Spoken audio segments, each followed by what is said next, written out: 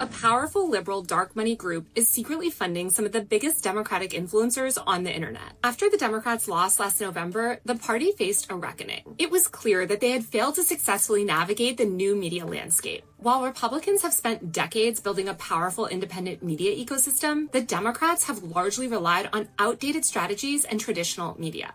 But last month, a covert new program aimed at bolstering Democratic support on the internet began rolling out. The 1630 Fund, a dark money group, is working with Chorus, a liberal influencer collective, to secretly pay pro-Democrat online influencers up to $8,000 a month.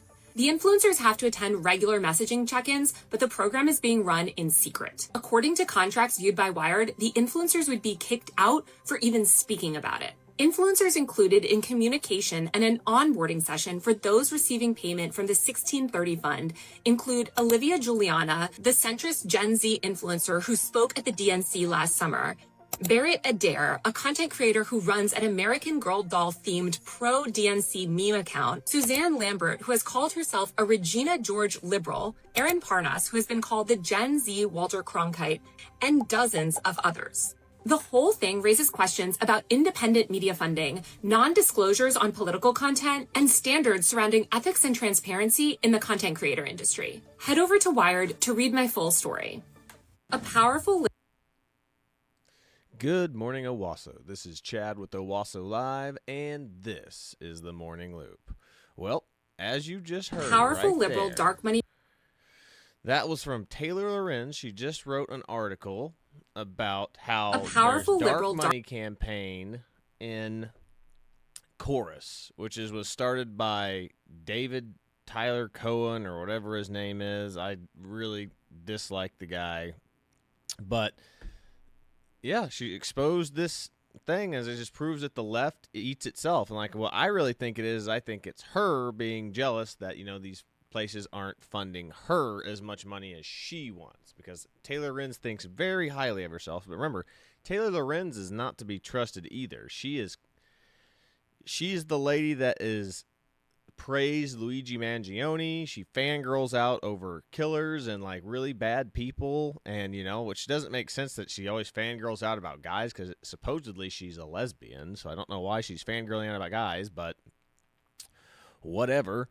But we'll see. But if you want to remember who this is who Taylor Lorenz is right here. Let me see if I can't pull up that video real quick. Where is that CNN video? Oh, yes. Here we go. Taylor Lorenz blasted for praising an alleged killer, Luigi Mangione. Yeah. Check this video out if y'all remember this.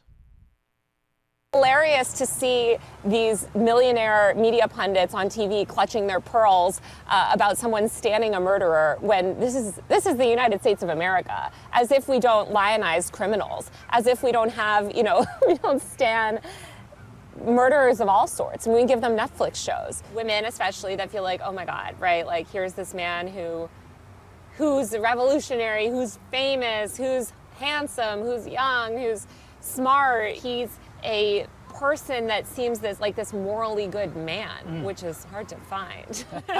A serial killer is a morally good man. A person that planned to kill somebody is a morally good man. This is why the liberal sense of, morality is way off base. Way off base.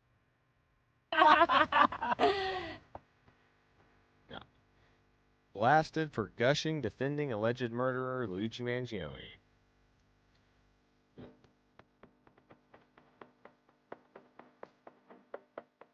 Yeah. But that's who this person is. Like, these people are not well. But that's the person who wrote this article, and we'll read the article, and then we'll pull up videos of two of the guys that she called out on it, trying to defend themselves after she released this article. So here is the article right here. Let me pull this back up real quick. All right.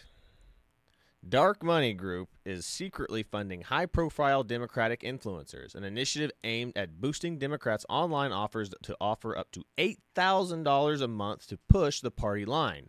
All they have to do is keep it secret and agree to restrictions on their content. Now, the big talking point about this is just like with any news organization, these people are going after, especially the ones they mentioned, are going after left-leaning content or creators. So more than likely, it's not like they're, telling them, oh, they're. It's just like any media organization. They're getting people that already align with them to work with them, which there's nothing wrong with that. But the fact that you have to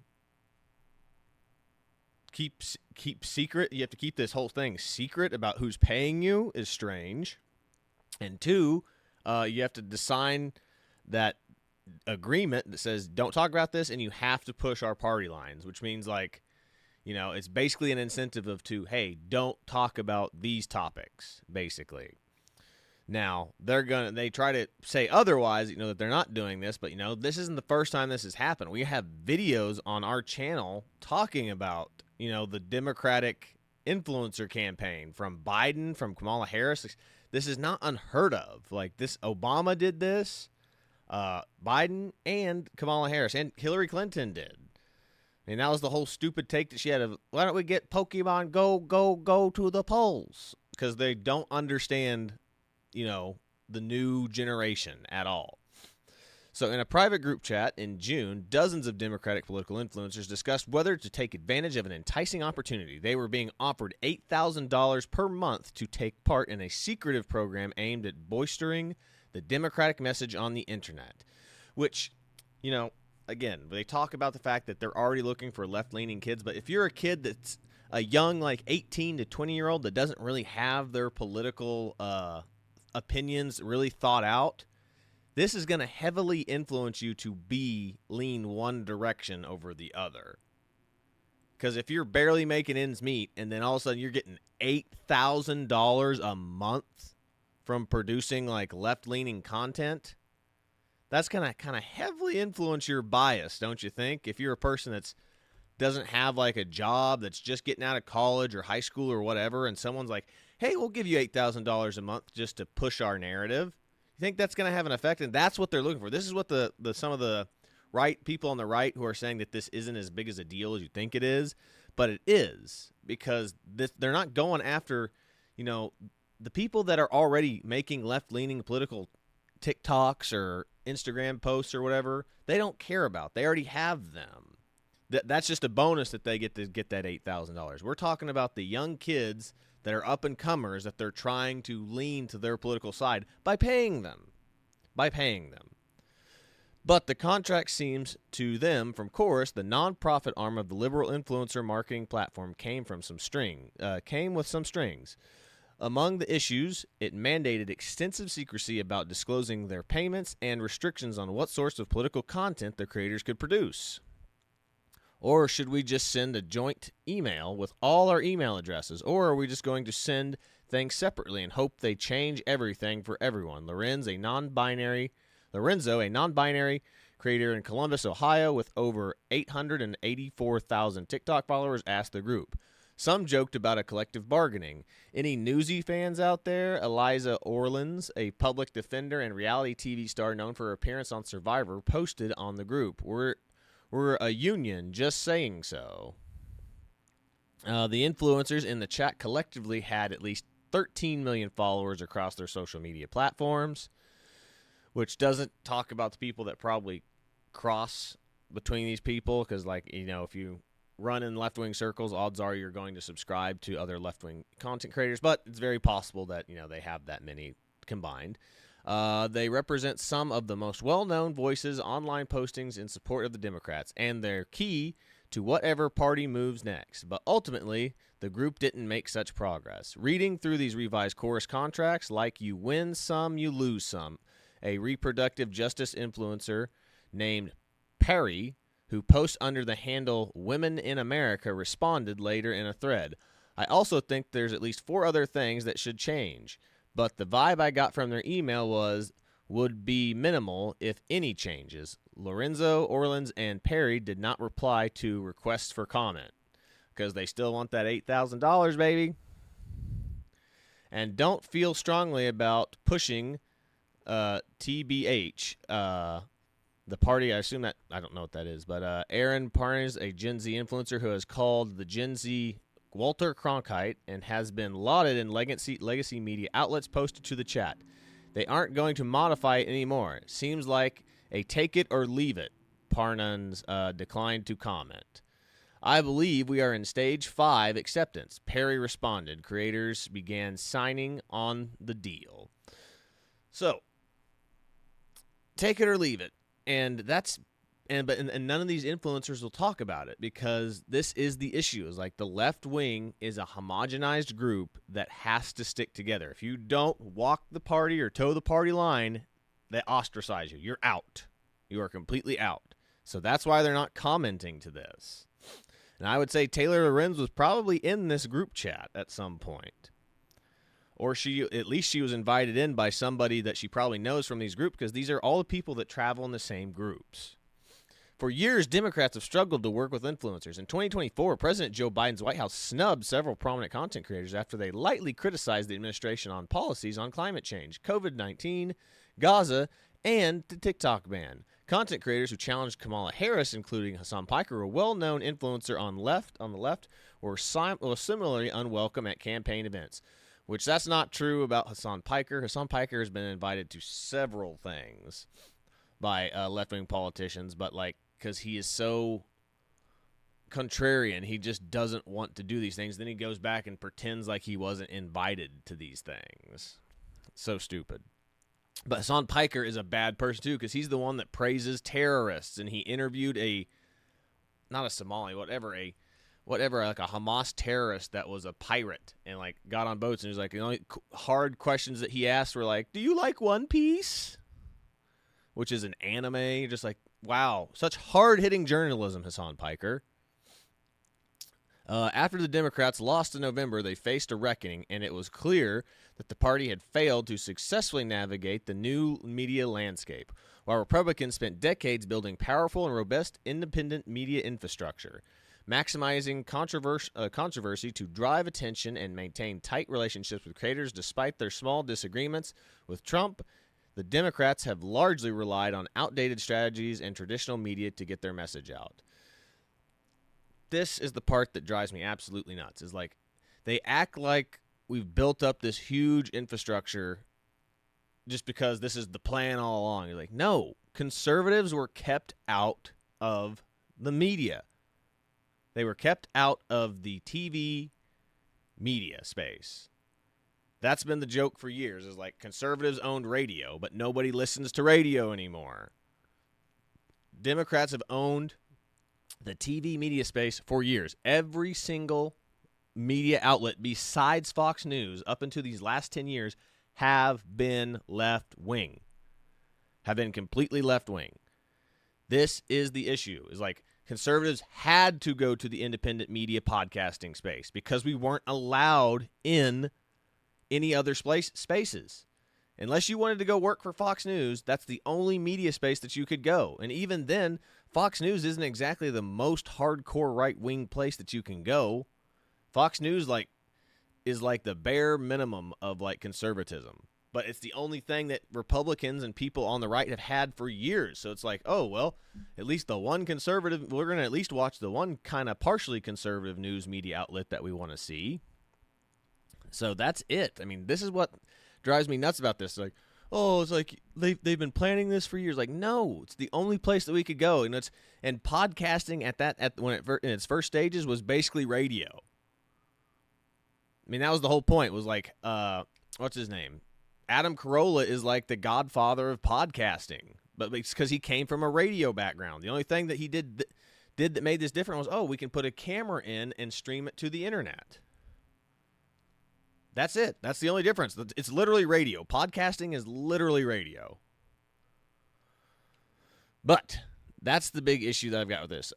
After blah, blah, blah, blah. See here. Decades building powerful and robust media, blah, blah, blah, blah, yeah. Now, Democrats hope that the secretive Chorus Creator Incubator program funded by powerful liberal dark money called the 1630 Fund might tip the scales. The program kicked off last month, and creators were told by Chorus that over 90 influencers were set to take part. Creators told Wired that the contracts stipulated that they would be kicked out and essentially cut off financially, even if they so much as acknowledged that they were a part of the program. Some creators raised concerns about a slew of restrictive clauses in the contract. Hence, which is why none of those creators that she reached out to for comment wanted to say anything. They don't want to lose that $8,000, which just proves that the left truly are grifters. And a grifter is a person who will literally like push ideas or products or whatever that they don't believe in. And that is just proof that the left is grifters. Like I said, the right is literally a grassroots campaign, whereas the left has always been astroturfed. Always. Like I said, the left-wing political power has always been astroturf. They have to control it. The left is literally, this proves that the left is centralized control, whereas the right is uncentralized, completely uncentralized. It's completely independent. Like, no two creators are exactly the same on the right, and they can disagree constantly, as we see all the time. Like, the Candace Owen, Brett Coopers, Ben Shapiro's, Tim Pool's, all these people are completely different, and they have their own takes on everything. They don't have to agree on things. If you step out of line on these people on the left, they're going to kick you out. That's how they've always been. Like, if you don't go in lockstep with these left-wing content creators, they ostracize you and kick you out. And two, this isn't the first time I've done this. We had a whole breakdown on like the Harry Sisson and I forget the other one now, but we'll think of it later. But I'll pull up my channel and see if I can't find the videos for y'all. But those content creators that are literally being paid by the Democratic Party through nonprofits, like USAID type stuff, where the Democrats send money to nonprofits, which send the money to these influencer groups. And they're pretending like, oh, I don't get paid by the Democrats. But if the nonprofit that you're getting paid from is getting its primary source of income through Democratic donations, you're getting paid by the Democrats. That's what they like to pretend. It's like, oh, we're not getting paid by the Democrats. I get paid by this organization. Well, that organization is solely funded by the Democratic Party. So therefore, you're being funded by the Democrats. And that's exactly what this, 1630 fund, that literally sounds like that other thing with the 1619 project or whatever. They always have to have these weird, names for all their little projects. The influencers included a communication about the program and in some cases onboarding sessions about those receiving payments from the 1630 fund, including Olivia Juliana, the centrist Gen Z influencer who spoke at the 2024 Democratic National Convention. And I like how they say centrist. How can you be centrist if you're speaking at the Democratic National Committee? Obviously, you're at least left-wing enough for them to want you to speak there. Lauren Petria, a former Playboy executive turned political influencer, hosted a podcast for Occupy Democrats. Brett Ader, a content creator who runs a American Girl doll-themed pro-DNC meme account. Suzanne Lambert, who has called herself the Regina George liberal. Ariel Flodor, an educator with 1.4 million followers on TikTok. Sanders Jennings, a former TLC reality star, an older brother of the trans influencer Jazz Jennings, which Jazz Jennings is the one that the mother literally made them have the surgery, and was seen on the TLC show saying that if you don't put this dilator in your, fake, new vagina, it's going to close up. So she said, I will forcefully put this in you. Just like that is child abuse. TLC, child abuse channel, basically now. David Pakman, who hosts an independent progressive show, which we have his take. He's one of the ones that immediately comes out and tries to break this down and oh, it's not as bad as you think. It's not as bad as you think. Show on YouTube covering political, blah, blah, blah. Leah McGowan, who goes by the online moniker Politics Girl, and dozens of others. The first two declined to comment, and they didn't respond to requests for comment. According to copies of the contract viewed by Wired and the creators signed, the influencers are not allowed to disclose their relationship with Chorus or the 1630 Fund, or functionally that they're being paid at all. So funny that they can't disclose that they're making money from this group. It's always suspicious when they're like, hey, don't talk about us. I said, if you're getting paid by us, just don't tell anybody about us. That sounds highly suspicious if you're getting paid under the table and you can't tell people that you're being paid. That sounds like you're being paid off. It's very suspicious. Why on earth would something be like that?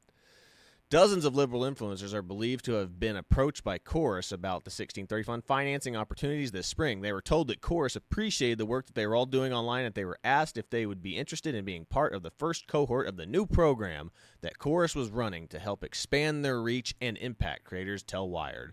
But following the initial reach out, many creators expressed concern about some stipulations. According to the copies of the contract viewed by Wired, creators in the program must funnel all bookings with lawmakers and political leaders through Chorus.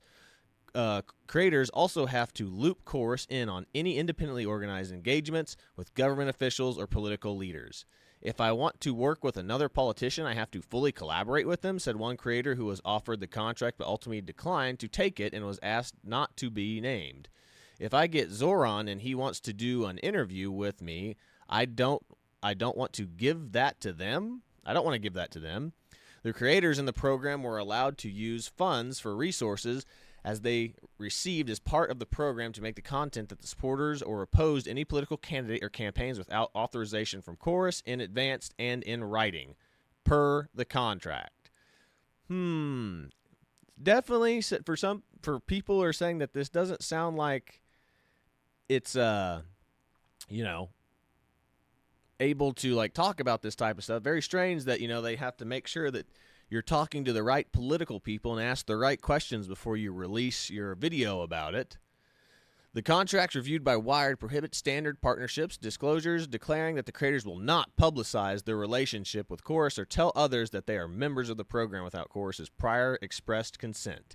A screenshot from the slideshow was shared with Wired following the article's publication by Graham Wilson, a lawyer working with Chorus, that several talking points. If a member of the cohort wants to discuss Chorus publicly, they are also forbidden creators to disclose the identity of any founder or funder and give the Chorus the ability to enforce creators to remove or correct content based solely on the organization's discretion, that if the content was made at Chorus's organized event.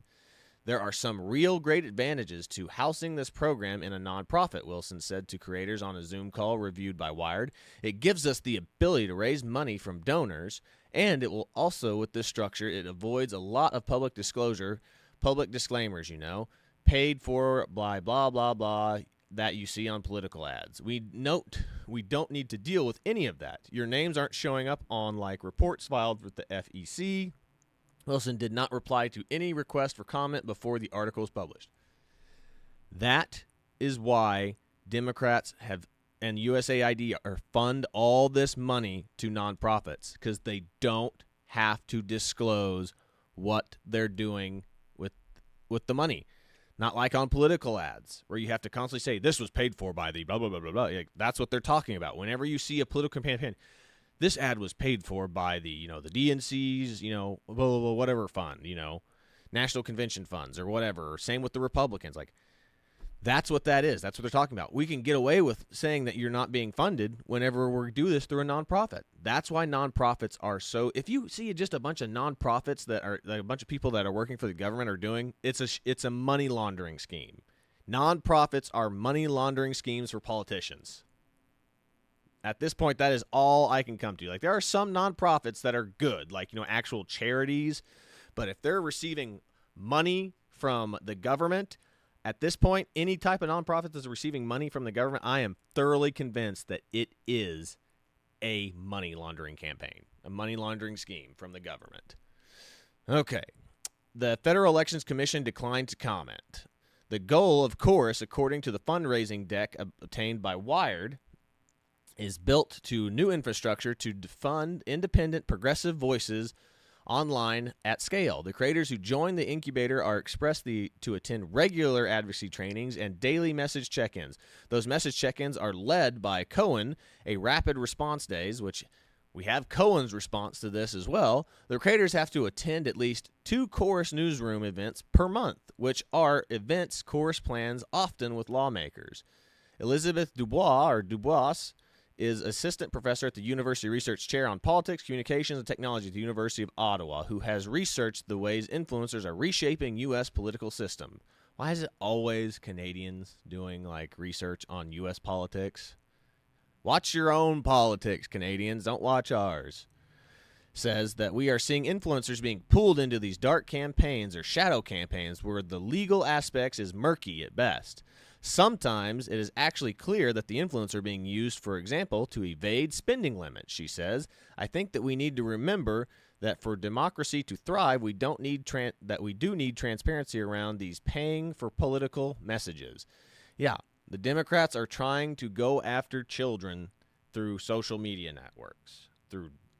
They're trying to indoctrinate the youthful masses through those ways. Since clearly they own the schools and the school systems aren't pushing out the political propaganda like they used to, or, kids are just ignoring what their teachers are saying, they have to go through other means now, which is now social media platforms. We have to get to those kids. We have to get to those kids and make sure they're voting for us. It's like, no. I was not interested in politics as a high school student. Don Heidler, chief executive in the Center for Applied Ethics at the Santa Clara University, says that the outlined restrictions violate ethical norms. If the contract for getting money from a particular interest group says that you can't disclose it, then it's pretty simple. You can't take the money, he says. We're living in the era where a lot of powerful people are basically taking the rule book and throwing it out the window. Wilson maintained in a post-publication email, creators are free to work with other groups or take on partnerships outside the course program and say whether they want as part of that work on their own. Keith Edwards, a Democratic content creator who has skyrocketed to fame on YouTube since his channel last year, he was not invited to be a part of the program, but he believes that in ways it was structured seemed predatory. He says that he would never agree to take part in a program that was run in secret or wouldn't allow him to disclose the funding. What I don't understand is why would you just donate? Wouldn't you just donate to the creators directly who have already built something and just need to put gas on the fire, says Edwards. Democrats at least understand that the internet exists now, so that's good, but they still think influencers are there to do a terrible direct-to-camera interview that no one watches rather than treating us like another form of media. Well, that's the problem. The Democrats want to control it. The Democrats have always been about centralizing power. We just talked about this earlier. If they can't control what you're going to say in the interview, they don't want you to say it. And that was the whole point of that 60 Minutes interview, why Trump sued CBS for that 60 Minutes interview. They re-edited everything. This is literally exactly what that sounds like. It's like, you made Kamala Harris look really stupid if we don't, re-edit this. We demand that you re-edit this and then release it. And then we come back and see, so Kamala Harris is actually an idiot.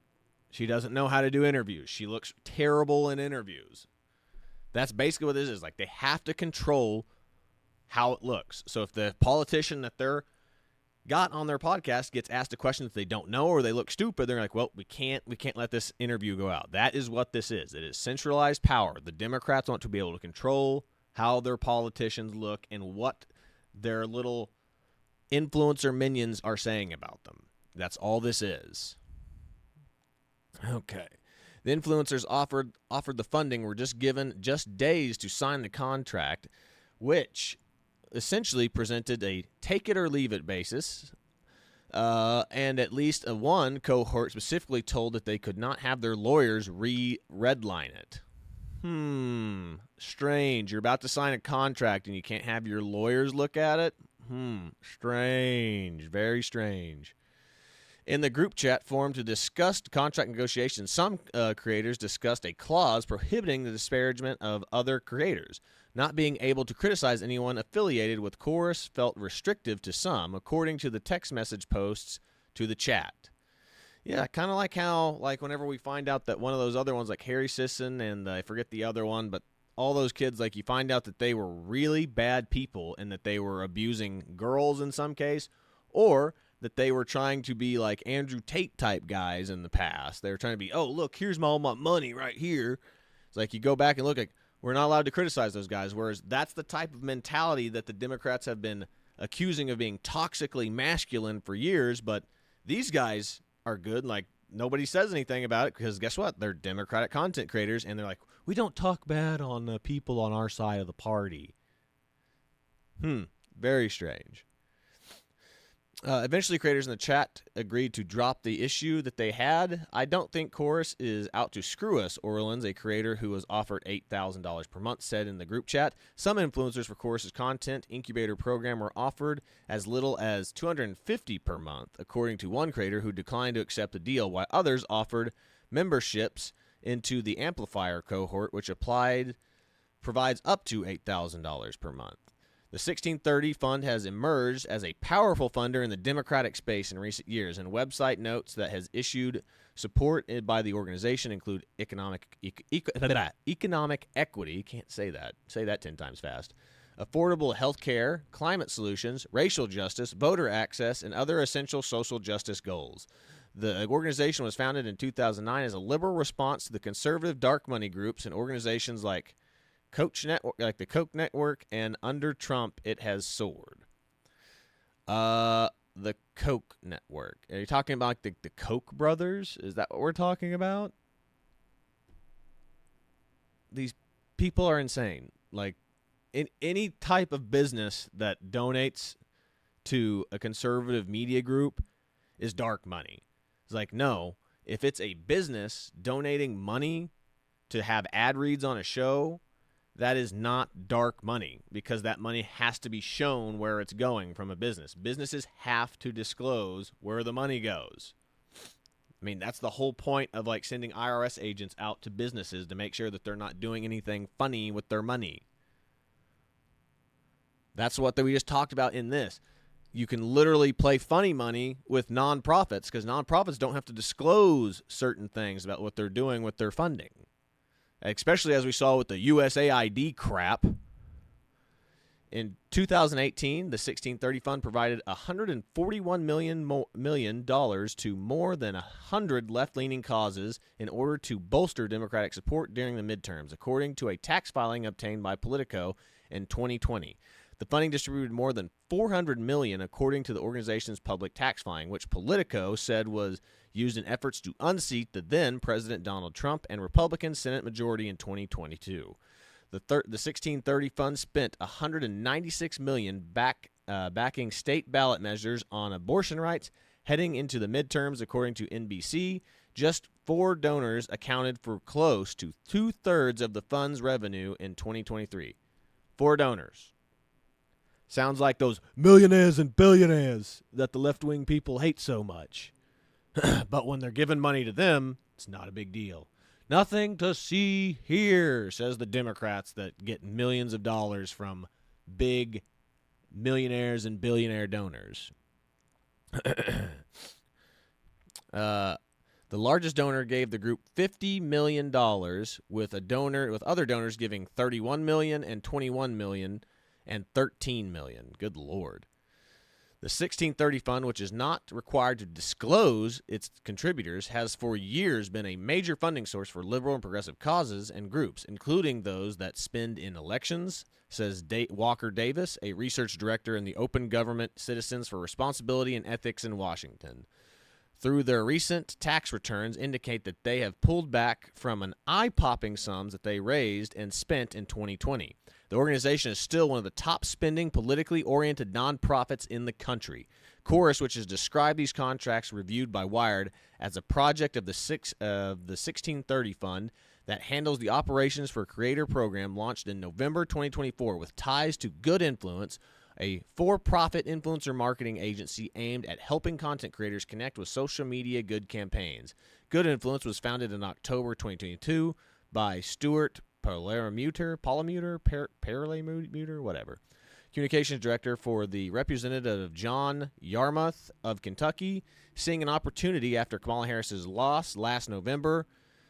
Perlamuter co-founded Chorus with Democratic influencers Brian Tyler Cohen, who has over 4.6 million subscribers on YouTube and leads messaging check-ins for creator cohort on rapid response days.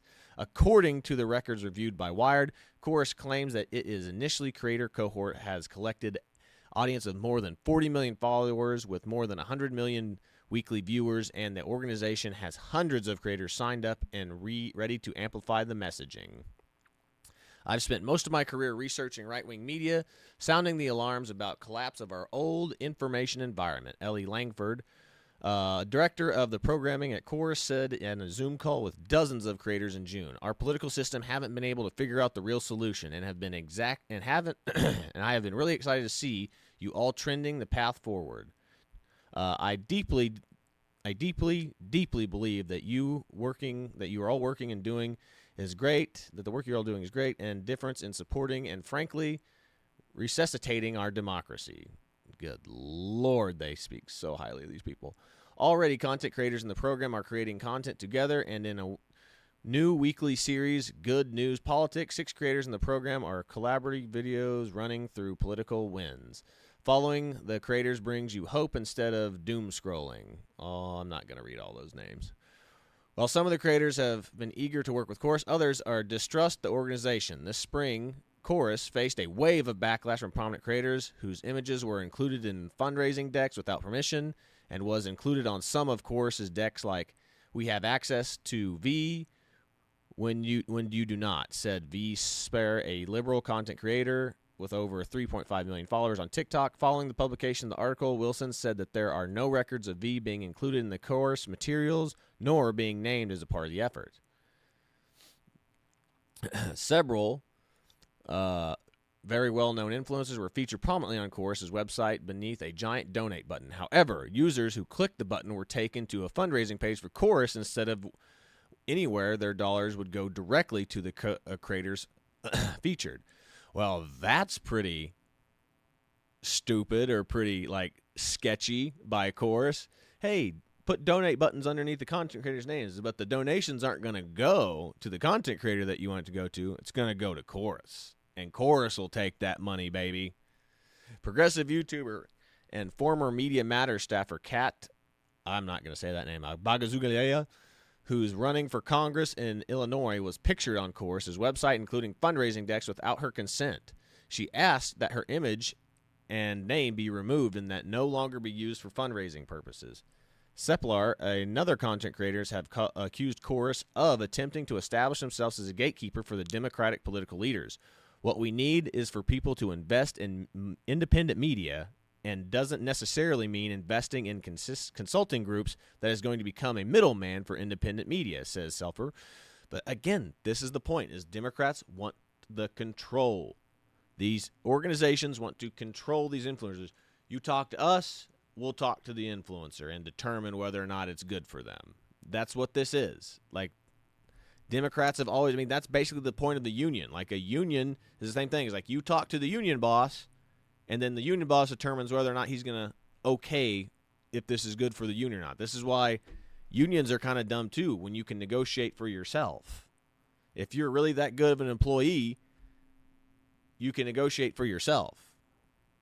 Unions want to be that middleman in between, but that's what Democrats do. They always try to put another person in between you and your employer, the government, whoever.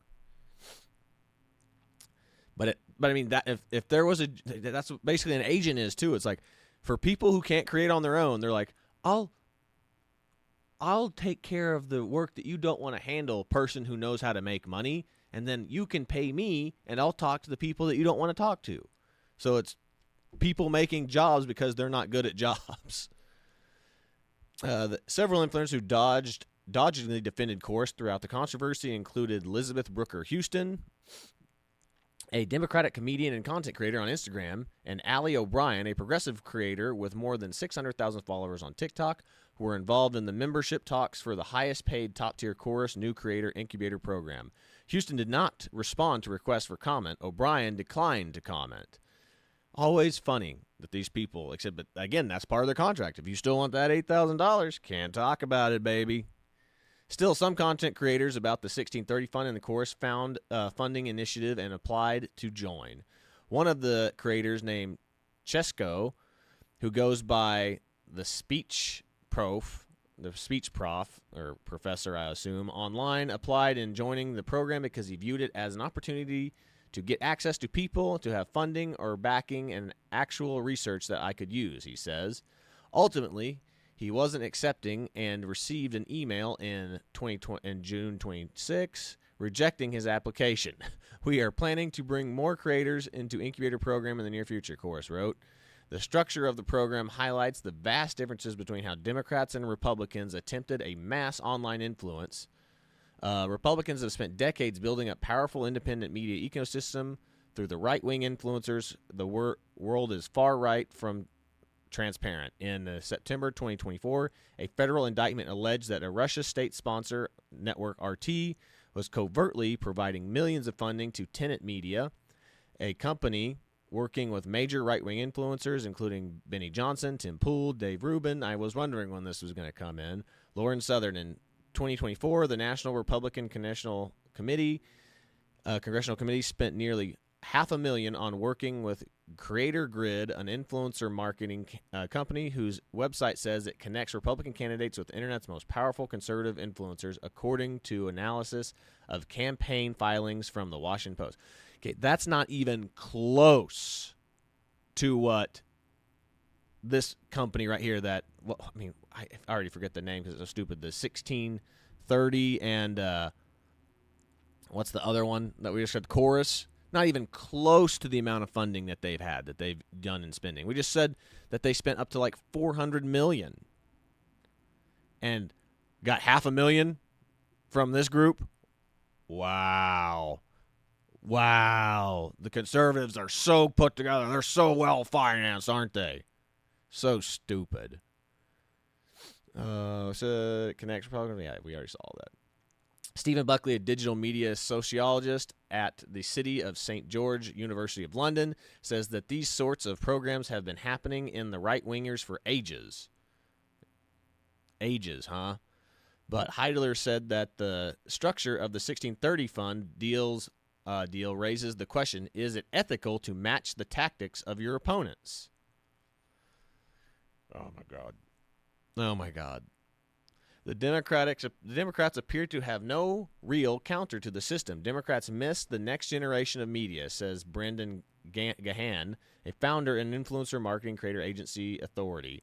Historically, they owned Hollywood, but this next generation of influence is digital, and they miscalculated that. They don't think they feel comfortable in the arenas where they lack control. Yeah, because you can't control the internet, despite how much they want to. I mean, that's the whole point. Is like, think about that. They want to ban all these things. That's why they want to ban speech and try to regain control of their propaganda machine. The internet is literally a fly in the ointment of the propaganda machine that the Democratic Party has built up. And again, they have control. They've had this control for years, and now they can't. And the internet and the podcasting space is taking over because the mainstream media was all about sound bites, with short little clips and sound bites of just politicians doing things. Like they could literally what happened with Donald Trump, like the whole like very fine people hoax on both, where he says that on both sides, there's very fine people on both sides. And like I said, the white supremacists will be dimmed completely. He said, well, all they had to do was clip out the part is they're very fine people. Boom. That's all they needed. They go, oh, look, Trump's praising neo-Nazis. Now they can't do that anymore because the podcasting space doesn't allow you to just take little clips and be able to post it all online. Now someone goes, okay, here's this clip. Where'd this clip come from? I want to go see the whole interview to this. And then you find out that it's completely wrong. And the Democrats have been able to do this for years. And now they're losing control. And the conservatives have, the conservative influencers have taken over because we've had nowhere else to go. We could only go to the internet due to the fact that you weren't allowed, like I said, they're not going to hire a Republican conservative at MSNBC, at CNN. I mean, they used to. I mean, Tucker Carlson used to be on CNN or wherever it was, where he used to do that, the Crossfire or whatever it was. They got rid of him. Fox News picked him up because he wasn't exactly, and he's still not the most conservative guy in my opinion. But that's pretty much what we've got on that. I mean, that was the whole article. I literally read the whole article. I can't believe we went this long already, but that's a lot to go through. But now we can pull up these videos of these guys trying to defend themselves about what actually happened with all that money. So here is Brian Tyler Cohen, who's the co-founder of Chorus. Let's see what he has to say about all this. At the risk of giving an internet troll more attention, I want to address a piece that Taylor Lorenz wrote yesterday for Wired. An initiative aimed at boosting Democrats online offers influencers up to $8,000 a month to push the party line. All they have to do is keep it secret and agree to restrictions on their content. Literally nothing in this statement is true. The article is about Chorus, which is a nonprofit that I helped found to build up a creator ecosystem, which everybody says they want, but few are doing. So here's what Chorus is. It is a scholarship program to teach creators how to grow their accounts, foster engagement, launch their own shows, and become profitable on their own. It's an incubator program to build the pro-democracy ecosystem. Influencers and creators have never been more important when it comes to how Americans are consuming their news. The right has been doing this for years, and the left needs to catch up. That's why we're doing this with Chorus. So let's talk about what Chorus is and what it's not. Chorus does not pay creators for content, does not tell them what to say, it does not control who they talk to or work with, and there is absolutely nothing in the contract that could even be reasonably interpreted to say that we do. Period. Full stop. I don't know. Considering that people had their lawyers go over this contract, I find that highly suspect. So, if there was nothing like suspicious about this offer that they got, why were so many people like hesitant about becoming a part of this group? If this was all just gold, is all gold and rainbows and cookies and marshmallows and all these great things, why didn't people just immediately, oh, well, yeah, I'll just take that $8,000, no issue? Something fishy's going on here, which means that he is not being exactly truthful right here. He is doing damage control. A single control. creator who would willfully sign up for a program that would tell them what they can or can't say. That's not what this program is. We pay people to show up to workshops and technical trainings to optimize their content online. For example, we've got trainings on how to package content for YouTube, trainings on how to optimize audience retention for Instagram and TikTok, trainings on how to form an LLC. Again, there are zero restrictions on their content. And by the way, the program works. In just 2 months, our cohort has added a combined 6 million followers, that's not including me, and seen their views and engagement grow.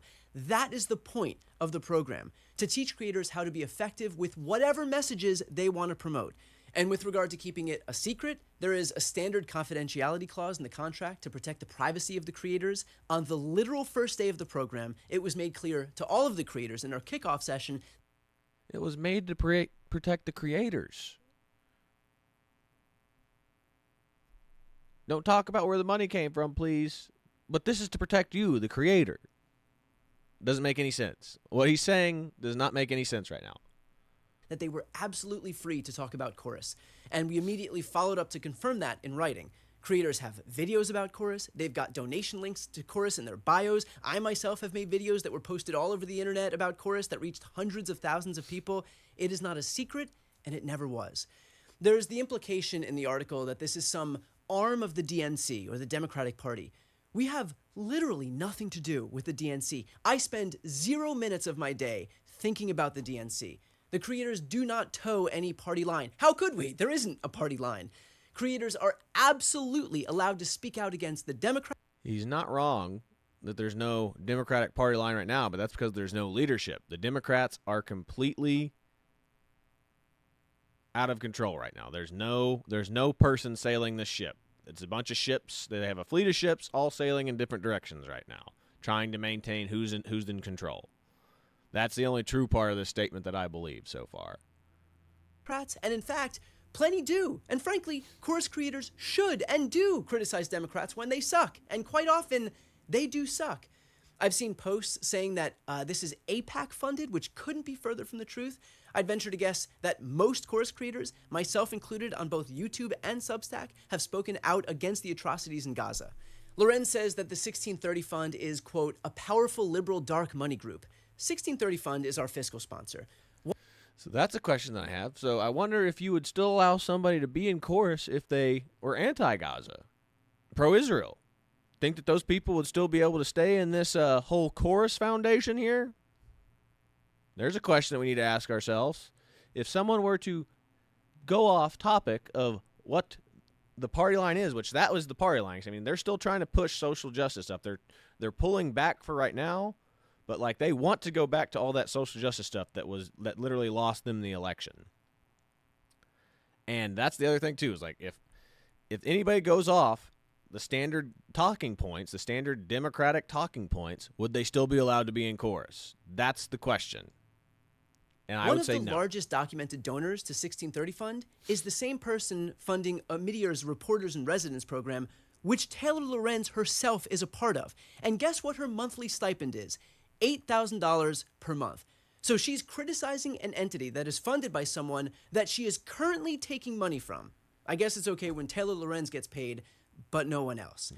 See, now that's what I was talking about. I think that it's partially has to do with jealousy, because I think Taylor Lorenz does believe that she needs to be paid more. I think that she thinks so highly of herself. She goes, instead of paying all these other influencers $8,000 too, I should be being paid more because what I do is more important than what these people do. So that's what I partially believe this is too. I think it's jealousy on her part because, again, we've already established that Taylor Lorenz is a bad person. She is a bad journalist. She is a bad person. She praises evil people. She's a bad person. Brian Tyler Cohen is also a bad person. All he does is do anti-Trump stuff. If you just go to his channel is nothing but anti-Trump stuff. Nothing but anti-Trump stuff. So he is literally the Trump bad, orange man bad political influencer or YouTuber, whatever you want to call it. The monthly stipend that we offer is so that creators can do this work full time. And also just notice, this video is on X. This is not anywhere to be found on his YouTube channel. I just found that to be a little interesting. Had numerous creators in the cohort quit their jobs so that they could focus on creating content full time. That is what we want. I'm really proud that we can give creators that security for as long as they're in the program. We want people to create pro-democracy content full time. And we want to make sure that they can afford to pay their rent and their bills while doing it. If I could have cohorts with 1,000 people in it so that everybody could be part of the program, I would. For everybody saying that they would like to be part of the next cohort, we would love for you to apply. That's our whole goal. It's to build up an army of pro-democracy content creators who can speak authentically about the issues that they care about and be able to do it as effectively. Here's the other part of this business model that I don't understand is when you join a group like this of a bunch of collaborators or like an organization that like is there to like help and network, it's the opposite. You pay that organization to join it. It's not they pay you. That's what makes this, it's backwards.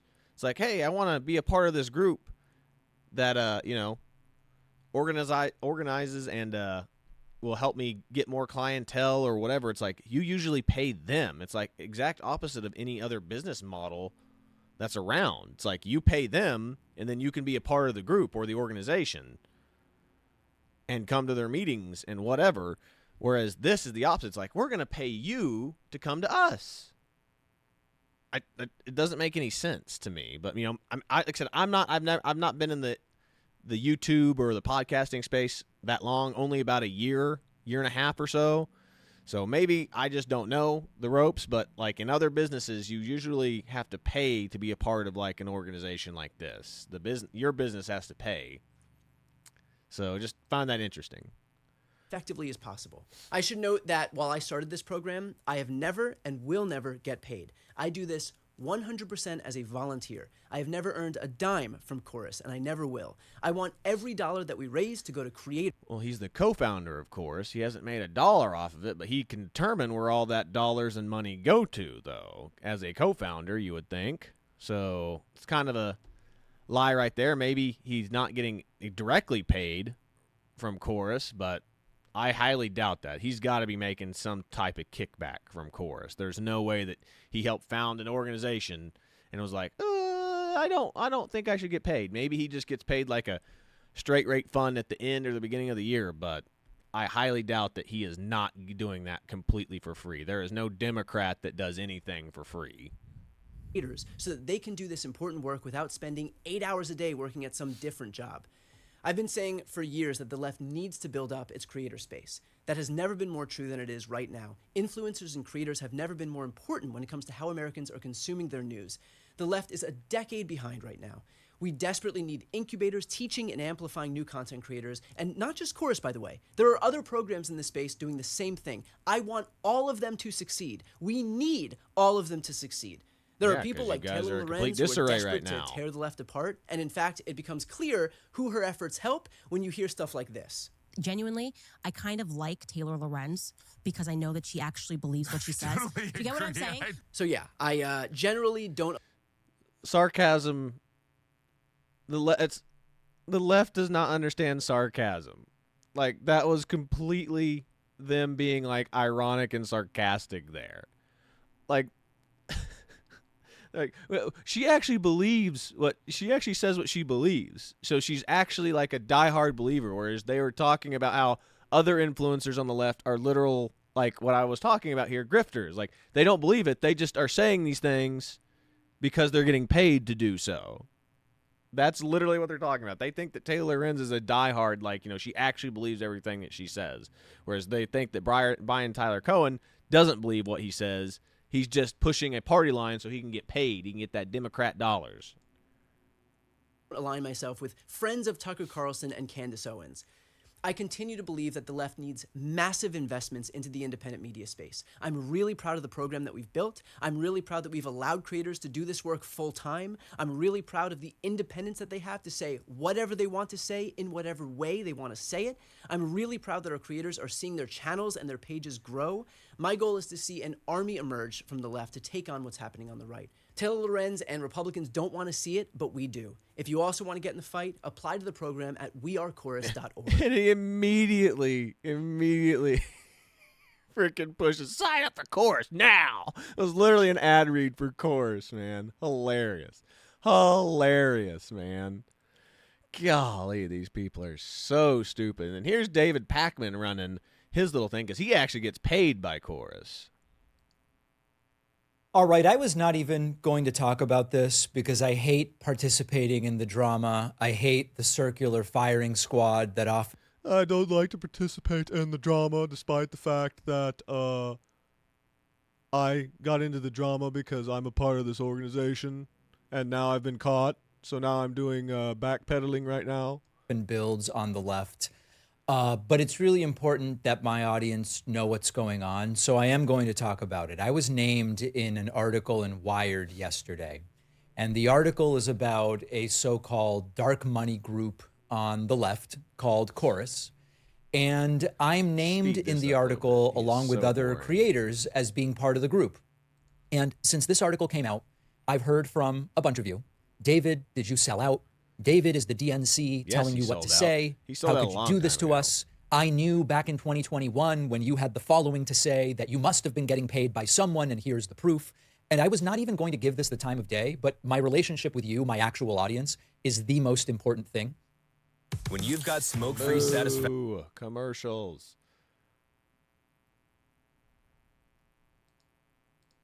And so I decided to do this segment. I also was told that other creators, like a Twitch streamer named Hassan Piker, were covering this in ways that don't reflect the reality of the situation and are perpetuating... I like how they always throw jabs at other left-wing content creators. Like, he's a Twitch streamer. As though, like, him being a YouTuber and him being a Twitch streamer is, like, so much... Like, we're so different, him and I.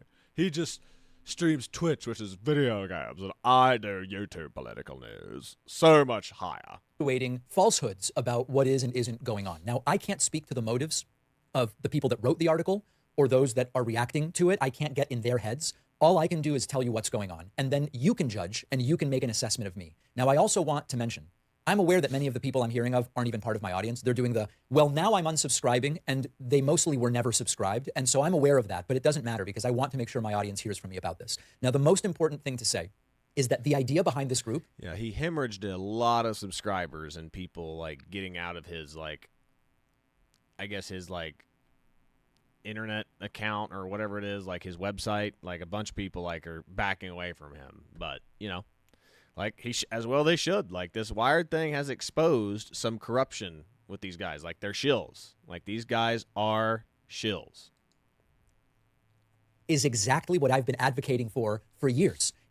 For years, I've been saying the left needs to organize independent media in the way that the right has been doing. The left needs to fund independent creators the way that the right does. The right has won even arguably presidential elections because they're organized with regard to online and independent media. They're killing us. We've been so behind. And No, they're not. It's like they keep saying that we're all organized. Like, no, we're not really that organized. Like, it's a bunch of different independent people that fight quite often. Like, Steven Crowder and Ben Shapiro had a huge falling out. The Daily Wire crew and them had a huge falling out. I mean, a bunch of them have always tried to, like, distance themselves from Alex Jones for years, but he always comes back into the fold because he's just so relevant. Like, all these people, like Joe Rogan was completely left-wing, and now they're like saying Joe Rogan's right. The left needs a Joe Rogan. I mean, this is literally the left. Like I said, these political campaigns and influencers are trying to find the left's Joe Rogan. These guys, like David Pakman and Brian Tyler Cohen or whatever, want to be the new Joe Rogan, but they don't have that, I don't know, his charisma, whatever you want to call it, whatever his influence, his charisma, whatever it happens to be, they just don't have that. And the right people on the right seemingly do to some degrees, but they're not probably ever going to be as big as Joe Rogan, because Joe Rogan doesn't just do exclusive politics. Joe Rogan talks about fighting, brings in comedians, talks about all sorts of things. Whereas people on the right, like if you're going to stay in politics, you're going to kind of stay in your political lane, and there's no place else. I mean, you can kind of go to other things, which they try to do, but you always kind of have to come back to politics, and people like to tune out from politics for a while because it's just always so constant, so annoying. That's the point. Everybody that is to the left of Marx is right wing to these people. That's why Joe Rogan is right wing now. He's one of these right wing influencers. We don't have a Joe Rogan. It's like Joe Rogan was left wing for years. He was a Bernie supporter, for Christ's sakes, for so long. The only thing that brought him around to Donald Trump was Elon Musk coming on his podcast. That was literally it. I think Elon Musk literally just pushed Joe Rogan over the edge to finally vote for Donald Trump. That's it. These guys are so crazy that they think that the right is so organized. Like, we are not organized at all. It's a bunch of different influencers who have been kicked out of the left because the left is so radical that if you deviate from any talking point, you're not allowed. You're not allowed to be there. You're not allowed to be one of us. That's what is going on. The right is not like this huge monolith that's all together. Like, they get together in a boardroom meeting. Like, all right, Ben Shapiro, this is what we're going to talk about today. Crowder, you get yours. Joe, you got yours. Whoever else, Benny Johnson, whatever, whoever else. Tim Pool doesn't. There's like, all right, guys, you got your talking points. Let's go. Like, they don't do that. That does not happen. But that's what Chorus is trying to do. It's like they project what they're doing onto the right every single time, at every turn. They project what they're actually trying to do, which is to centralize what's going on in the messaging that they're trying to push, whereas the right doesn't do that. The right talks about these things that happen. Again, it's reactive. The right is reacting to something on the news, and then they talk about it, whereas the left is trying to push a narrative and an agenda. That's the difference, is like the right is talking about what's happening or reacting to it, and the left is trying to push a narrative. Every time. That is how it works. This kind of support for creators is exactly what I've been advocating for. Now, the article is riddled with inaccuracies, and they're not minor inaccuracies. First and foremost, this group has nothing to do with the DNC. People writing saying, the Democratic Party is telling people what to say. At its base. But again, as we read from that, if you do an interview with a politician, make sure that we know. We want to make sure we get to have a talk about it first. So strange that that's happening. The group has nothing to do with the DNC, period. Number two, I do not get clearance for anything I say. I do not run interview questions by anyone at Chorus. I don't tell Chorus when I'm going to be doing an interview. Not a single segment I have done. Not a single question I've... Again, because this is what I was talking about before. It's because he's already a believer. He is sold down the left stream media side. He has completely dedicated his life to the left and the more liberal commentating. They're not worried about him. They're going to pay him regardless. They know that he's going to toe the party line. It's like the people that they're warning, they're like, hey, you young up-and-coming 18, 20-year-old influencer that doesn't really know their politics, but they kind of talk about politics every once in a while. We need to make sure that you stay within the party line, or we're going to take away that $8,000. What are you going to do if we take away that $8,000 from you? That is more hard-hitting because they're trying to influence and get these kids while they're young. And, like, again, you're more likely going to push the party line of the people who are paying you. That's what I'm worried about here. This guy is already bought and sold. Like, he's been sold down the liver on left-wing politics for years. I've ever asked a guest has anything to do with Chorus. They don't tell me what to talk about. They don't tell me who to interview. They don't tell me how to cover a story. There are no restrictions of any kind on my content. I've never covered a story because Chorus suggested I do it. I've never not covered a story because Chorus suggested I not do it. There is no content relationship of any kind. Nietzsche famously said of his own books, I write. Jordan Peterson. So what does Chorus do?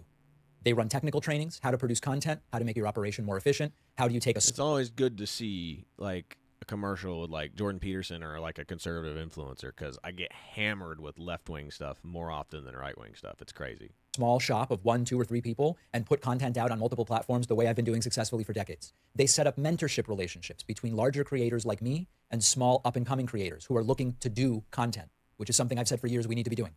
They do advocacy trainings. They do media trainings. Another thing, business model wise, when you're taking over a business and you go to somebody like, hey, I need help running this business, or would you show me the ropes to running the business? Generally speaking, you pay them. They don't pay you. That's why I said this business model is kind of reverse to what everything I've learned in doing business with other people. It's like when you're taking over a business and you don't know exactly how to run it, and you pay the previous owner to teach you the ropes or show you how to do it, you pay them. They don't pay you. This is why this business model of this Chorus is kind of backwards to everything that I kind of know. Again, I'm not a podcaster, so maybe it is completely different in the podcasting and media space, but that doesn't sound right. I mean, leave something in the comments below if you know otherwise. If you're like if there's anybody here that's watching that is like a bigger podcast than me, like maybe I'm wrong, but as someone that's kind of grown up being around like family-run businesses my whole life, like that's how it is. Like you pay the people you're buying the business from to show you the ropes if you're not like 100% know how to do it. It's not, hey, we're going to pay you so I can show you the ropes. That doesn't make any sense. Deal with adversarial media, reporters with bad intentions who contact you. They do legal training so we understand how is the right-wing machine potentially going to come after us. How do you organize your business to be protected? That's what they do. And I want to make this really clear, and I know that 99% of my actual audience knows this. If this was a group or an organization that required me to get permission before saying things, or fed me talking points, or told me, David, talk about this and not about that, or anything like that, I would never be part of it, period. Anyone who knows me would know that. Now, I'm one of the larger creators in the current cohort. I want to help others grow. I want to mentor people. I want to grow the left media space. That's something I've been advocating for years. And now the circular firing squad is getting going. You look at TikTok, you look at these different platforms. But that's what it is. Chorus is trying to get to that point. Like, Chorus is not worried about him. He's already on their side. But that's what the thing. These organizations are looking for people who are already left-wing to bring into the fold. That's what they're doing. That's what they want to do. That's what all media organizations do. It's the same thing with CNN, Fox News, and even like we'll use the Daily Wire as an example. Like Brett Cooper from the Daily Wire is a product of the Daily Wire. Like she has to do what they say. She works for the Daily Wire. But that's what the thing. But she worked for the Daily Wire, so she had to toe the line of like, hey, you can talk about this, don't talk about this, like because you're working for a company. But you as an independent content creator can talk about whatever you want. But Chorus is the one being like, oh, you're going to interview a politician? We want to get a look at that before you post it. Yeah, unless you don't want that $8,000. That's what's going on. It's them trying to control independent content creators. That's the difference. Is like if you work for a company, yeah, you have to toe their line. But an independent content creator doesn't have to do that. That's the difference that we're talking about here. Brett Cooper going off and doing her own channel, she can talk about whatever the hell she wants. But if she goes back to work for the Daily Wire, she's subject to the rules laid down by the Daily Wire. Same thing with this chorus thing. So that's why they're already looking for people who are already left wing. But if there's someone that's kind of moderate, that is not really, again, sold down the river politically one way or the other, that's who they're trying to influence with that $8,000. I keep talking about this over and over because that's who they're trying to influence. Oh, you can't talk about that. We don't want you to talk about that. Because it goes to the narrative, hey, Democrats good, Republicans bad. People going after each other, most of it based on misunderstandings or misreporting about what's happening. Now, let me go to another aspect of this. I've seen messages like, oh, David, when you said X in 2024, that must have been because they told you to. Oh, David, this explains your take on Bolivia from 2017. Now I get why you said that. Or when you did that interview in 2022, it must have been because Chorus told you to. Even if you wrongly believed that I was now completely compromised by my participation in this group, this thing is brand new. It's like 8 weeks old or something like that, maybe 10 weeks old, something like this. So the revisionism of going back and going now. Chorus is relatively new within the last year. Like I said, they said November 2024 is when it was founded. But that 1630 thing has been around for a hot minute. And that's their primary, like, donor. So, questions. Like, your primary donor for this chorus thing is a 1630 fund or project or whatever it is. You're saying that they don't have a heavy influence on what's going on in chorus since they're the main backer and funder for all this? Doubt. Press X to doubt. Now I understand why, David. Not only are they not directing content today, this thing is brand new, so that's just like impossible. One other thing I want to mention. The article identifies my friend Brian Tyler Cohen as the co-founder of this group. And now he's being attacked as well. His motives being impugned. Brian worked on this as a volunteer. He has spent hundreds of hours for not a penny on this project, solely because he, like me, believes. Press X to doubt. Highly doubt he spent hours and hours of his time and not getting paid. That 1630 thing probably paid him a huge amount of money. We need this type of organization on the left. They're killing us on the right. He doesn't need to be doing this for himself. He's trying to do this to build up left-wing content creators, as am I. And so the framing of Brian as some kind of villain in this entire thing, it's just farcical and pathetic. So the bottom line is, we need more of this on the left, not less. We need more organization and infrastructure and people understanding, how do you build a content machine? How do you produce a podcast? How do you grow an audience? How do you distribute let's centralize all that stuff. Let's centralize all that political and, media power, please. That way we can make sure everyone's in line and toeing the party line. How do you organize your day? What's your YouTube setup like? The article is designed to attack and degrade. I can't speak to the motives of the people behind it, so I won't even speculate. My involvement is as I've described it here. Yeah, coming from the guy that'll speculate against, like, Donald Trump in, like, a heartbeat. I can only speculate. There's nothing more and there's nothing less. It's up to you to decide whether you trust a particular creator. It's up to you to decide what sort of structural organization the left should pursue. But what I can tell you is that the circular firing squad is how the left loses, when we start turning each other over what at the end of the day. So I'm sick of the losing. I'm trying to win. Join me if you also are trying to win. And then maybe we can have some better outcomes in future elections. Please resubscribe. Please resubscribe to my channel. Please, for the love of God, resubscribe. But talking about this, like Warren Smith, I couldn't find it. It's probably like deep because all his videos are pretty long. But Warren Smith brings up him immediately the following day after he posted that video, brings up a video of him talking about exclusively working with a Democratic politician over his political adversaries, political rivals. Which, again, if you're a neutral person, why on earth would you be contacting someone about his political opponents wanting to do an interview with you? Which tells me that you're not an independent, unbiased journalist at this point. Where it gets really interesting is that the following day, Pacman made a video seemingly unrelated. He openly admits that he has been working directly for politicians. I'm not going to name names here, but I do think it's important to tell you the story. There is an elected official, House or Senate, who we have been in touch with on the show off and on over the years. And this individual's challengers have been reaching out to me. I would like your endorsement, or at minimum, I would like to be on your show. So he tries to call up the politician to tell him that, hey man, your competitors want to come on my show. How would you like me to respond to this? So I reach out to the office of this elected official and I say, hey, just a reminder, David Pakman, you've done the show off and on over the years. We have a relationship. I am trying to get in touch to figure out what is going on, and I want to hear it from you before making any decisions about our coverage so that I ensure that our coverage is calibrated to, is this an open seat or is this an incumbent who's being challenged? Just want to touch base. And his big problem. Holy Lord.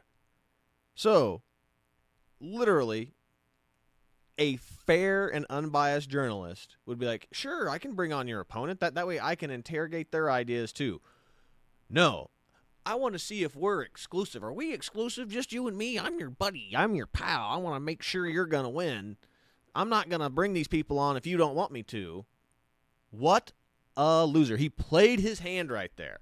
Played his hand, and he literally proved that he is in the pocket of the DNC right there. Problem is, well, they transferred me to this other email address or this other number. And they simply say, for any campaign questions, email info at a different website. They did not treat me like an important person. I know we will never, ever, ever hear back. And this is the fundamental problem. That sort of way of dealing with independent media is how all of us will end up going, screw this elected official. Let's endorse the challenger. Let's fundraise for the challenger. This is exactly the problem that we are talking about. And so I reached out to my contacts on the Hill and I said, listen, that's not how you're going to be able to buy the result you want. This is what on earth? You didn't get in contact with me, so I'm going to actually give your political opponent a chance now. You've really screwed yourself, person. Blackmail. He's literally talking about blackmailing his political friend, supposedly. So this guy was his friend, and he was giving him exclusive interviews. But now that he's not returning my phone calls, I'm going to interview those other people now, mister. You're in big trouble now. Wow. Wow. Such a great journalist. What a great journalist right here. Is like, I'm only going to interview the people that I like and that I want to win politically. Wow. What a piece of crap, dude.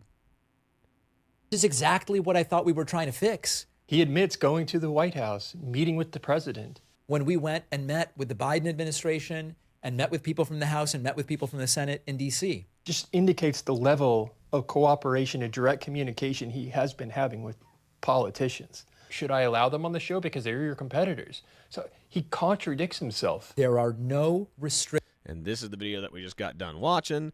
But that's pretty much it. I just wanted to show like the levels of hypocrisy by these pieces of crap, man. Like these guys are the worst. And then they pretend like they're the victims in this. It's like, it's absolutely insane. I don't understand it at all.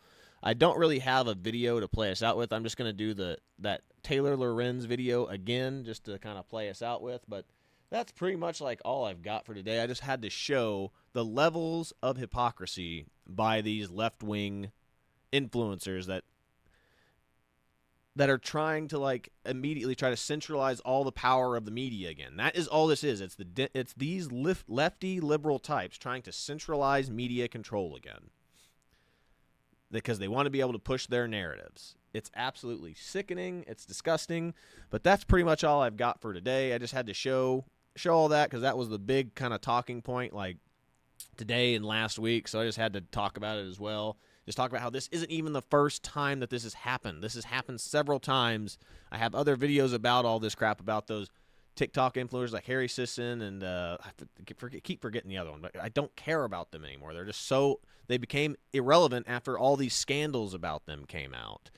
But anyway, that's pretty much all I've got for today. But the left is still looking for their Joe Rogan at the end of the day, and that's what these things are trying to do partially.